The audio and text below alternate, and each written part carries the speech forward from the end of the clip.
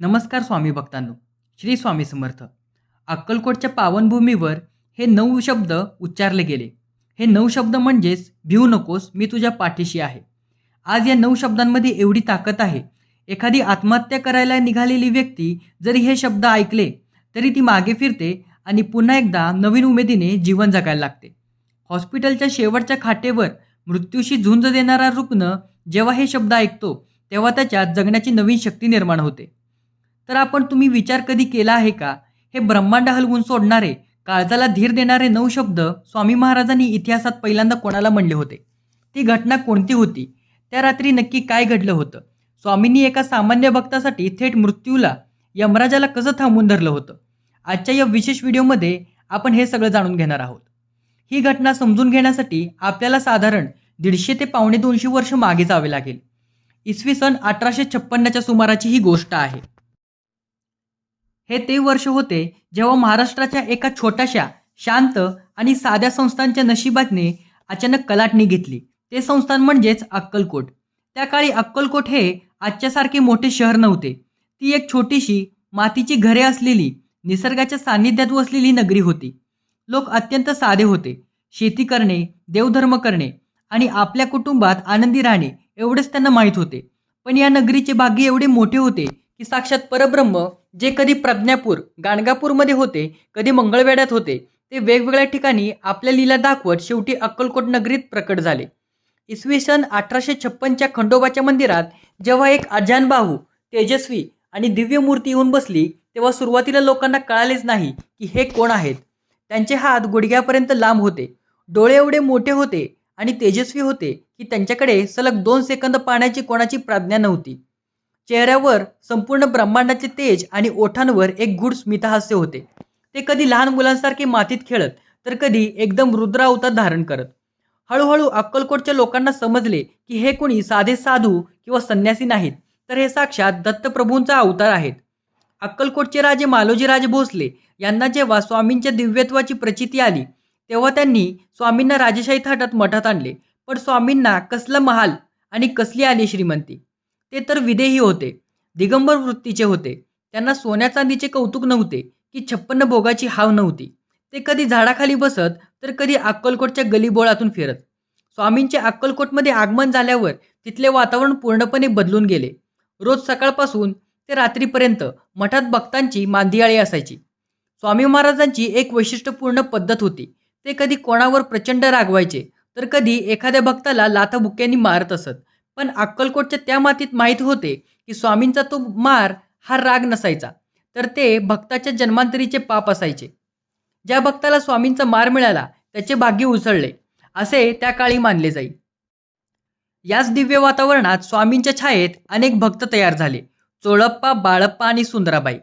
पण या सर्व प्रसिद्ध नावांच्या पलीकडे गर्दीच्या मागे शांतपणे उभा राहणारा एक अत्यंत निष्पाप आणि साधा भक्त अक्कलकोटमध्ये राहत होता, ज्यांचे नाव होते जोशीबुवा. चला तर मग आपण जाणून घेऊया की जोशीबुवा नक्की कोण होते. जोशीबुवा हे अक्कलकोटचेच एक साधे ब्राह्मण होते. घरची परिस्थिती अत्यंत गरिबाची होती, ज्याला आपण रोज आणायचे आणि रोज खायचे अशी अवस्था म्हणतो. ज्यांच्या घरामध्ये संपत्तीच्या नावावर काहीही नव्हते, ना जमिनीचे तुकडे, ना सोन्या चांदीचे दागिने, पण त्यांच्याकडे एक अशी संपत्ती होती जी जगातल्या कोणत्याही अब्जाधीशाकडे नसेल. ती संपत्ती म्हणजे स्वामी समर्थांवरची आढाळ माया. जोशीबुवांचे दिवस स्वामींच्या नावाने सुरू व्हायचा आणि स्वामींच्या नावाने संपायचा. ते रोज सकाळी उठून आपली नित्यकर्मे आटोपून सरळ स्वामींच्या मठात येत असत. स्वामी जिथे कुठे बसलेले असायचे तिथे कोपऱ्यात शांतपणे बसून ते स्वामींच्या मुखमलाकडे पाहत असायचे. स्वामी जेव्हा भक्तांशी बोलत, त्यांच्यावर कृपा करत, तेव्हा जोशीबुवांचे डोळे आनंदाने भरून येत. अक्कलकोटमधील इतर लोक जोशीबुवांची कधी थट्टा उडवायचे. लोक म्हणायचे, अरे जोशी, तू रात्रंदिवस स्वामींच्या चरणी बसून असतोस, पण तुझ्या घरात खायला अन्न नाही. स्वामींना सांगून जरा तुझी परिस्थिती बदलून घे की. पण जोशीबुवा या गोष्टींवर फक्त हसायचे आणि म्हणायचे, माझे स्वामी माझे आहेत. मला जे हवे आहे ते योग्य वेळी नक्की देतील.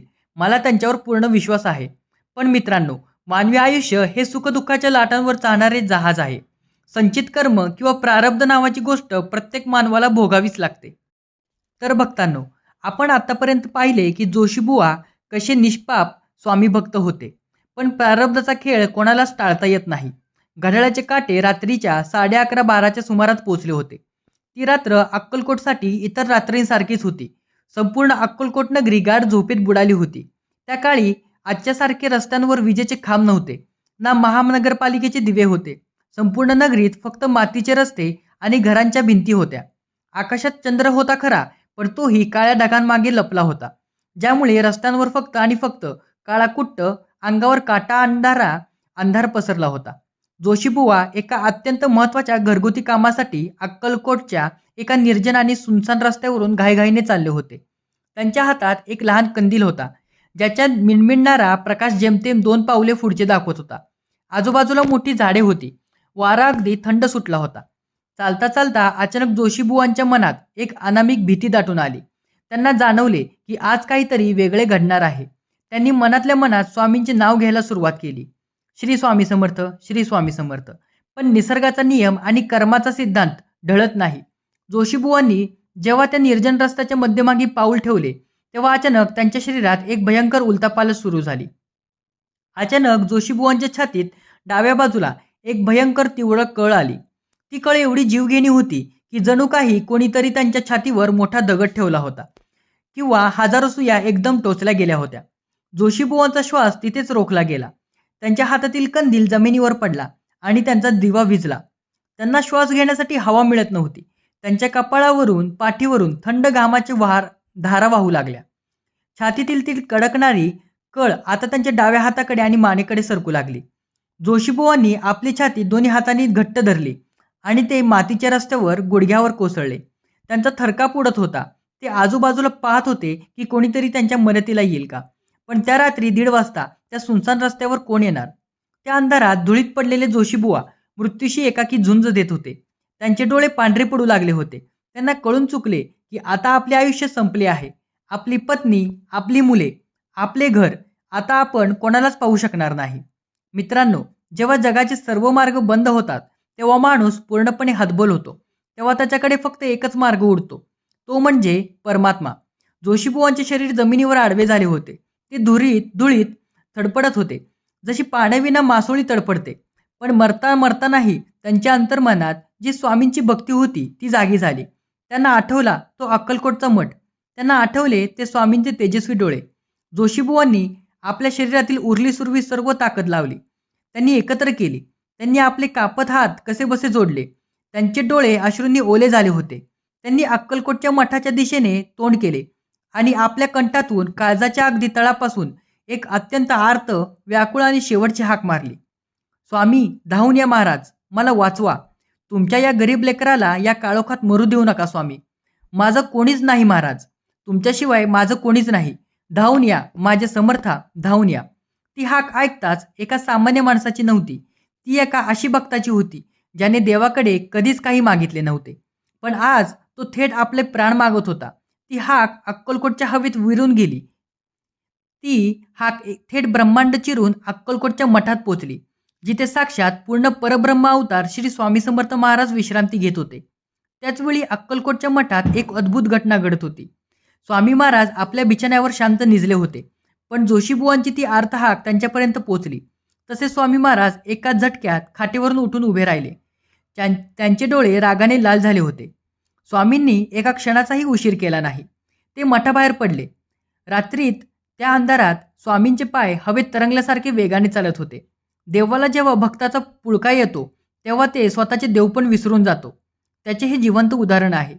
तितके रस्त्यावर जोशीबुवांचा शेवटचा श्वास कोंडला गेला होता. त्यांचे डोळे पूर्णपणे बंद झाले होते. यमदूतांनी त्यांचे प्राण शरीरातून वेगळे करायला सुरुवात केली होती. अचानक त्या किर अंधारात, त्या निर्जन रस्त्यावर एक प्रचंड कोटी सूर्याचे तेज असलेला दिव्य प्रकाश चमकला. तो प्रकाश एवढा पांढरा आणि तेजस्वी होता की रात्रीचा तो अंधार एका सेकंदात नाहीसा झाला. आणि त्या दिव्य प्रकाशाच्या मधोमध साक्षात अक्कलकोट निवासी श्री स्वामी समर्थ महाराज उभे होते.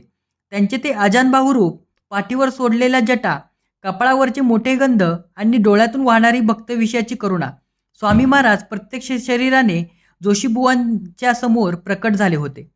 स्वामी महाराज हळूहळू चालत जमिनीवर पडलेल्या जोशीबुवांच्या जवळ आले. त्यांनी खाली वाकून आपला तो विशाल, अभय देणारा वरदास्त्र जोशीबुवांच्या पाठीवर ठेवला आणि छातीवर ठेवला. स्वामींना स्पर्श होताच एक चमत्कार घडला. जोशीबुवांच्या शरीरात जणू काही लाखो व्होल्टेजची वीज चमकावी तसे चैतन्य निर्माण झाले. थांबलेले हृदय पुन्हा वेगाने धडधडू लागले. छातीतील ती जीवघेणी कळ एका सेकंदात गायब झाली. जणू काही तिथे काही दुखतच नव्हते. जोशीबुवांनी सावकाश आपले डोळे उघडले.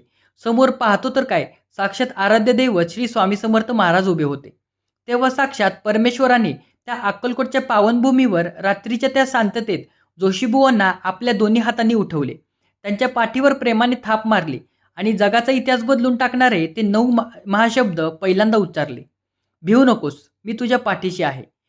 स्वामी पुढे म्हणाले, अरे जोशी, तुझा काळ आला होता खरं आहे, पण जोपर्यंत हा तुझा स्वामी जिवंत आहे तोपर्यंत तुझा मृत्यू देखील तुझ्या केसालाही धक्का लावू शकत नाही.